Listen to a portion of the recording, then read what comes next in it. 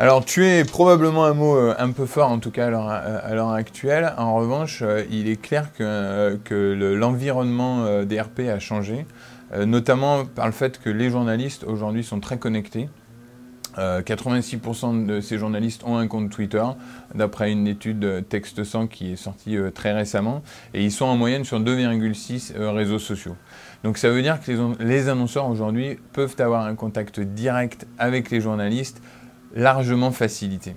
Cela étant, il y a quand même un certain savoir-faire et des pratiques RP qui sont nécessaires pour adresser ces journalistes, même si on peut les adresser sur les réseaux sociaux. Et dans ce sens, je pense que les agences RP ont encore une belle carte à jouer.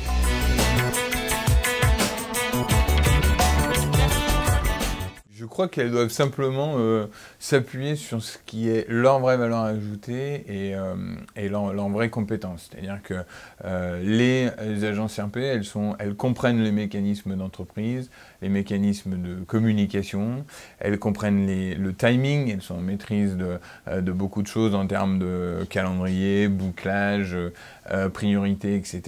Elles ont des compétences rédactionnelles qui sont toujours nécessaires, et parce que ce monde des médias sociaux reste un monde de l'écrit souvent, donc c'est quand même important.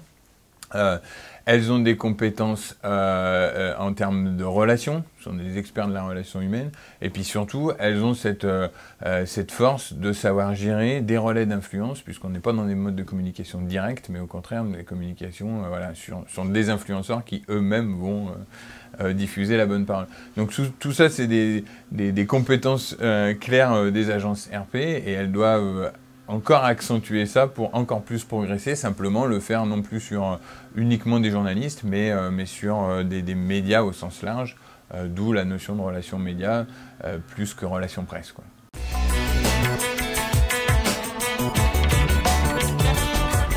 D'abord, je pense que la première étape, c'est qu'elles acceptent que c'est comme ça, c'est une évolution, c'était indispensable qu'elles élargissent leurs actions, non pas juste à la presse, mais à tous les médias. Donc elles doivent se connecter, clairement.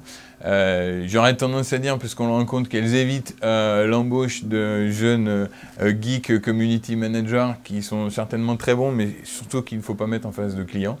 Voilà, donc ça c'est plus un conseil un peu personnel par rapport à ce que j'ai pu voir. Mais surtout, je pense qu'il faut qu'elles prennent conscience encore plus qu'aujourd'hui, les RP font partie de la com et du marketing quelque part, et que c'est aussi un choix stratégique à un moment donné de faire de la communication RP et de la notoriété, et qu'à partir de ce moment-là, les annonceurs ont de plus en plus besoin d'avoir des notions de retour sur investissement, d'analyse, de finalement et combien ça me coûte, combien ça me rapporte.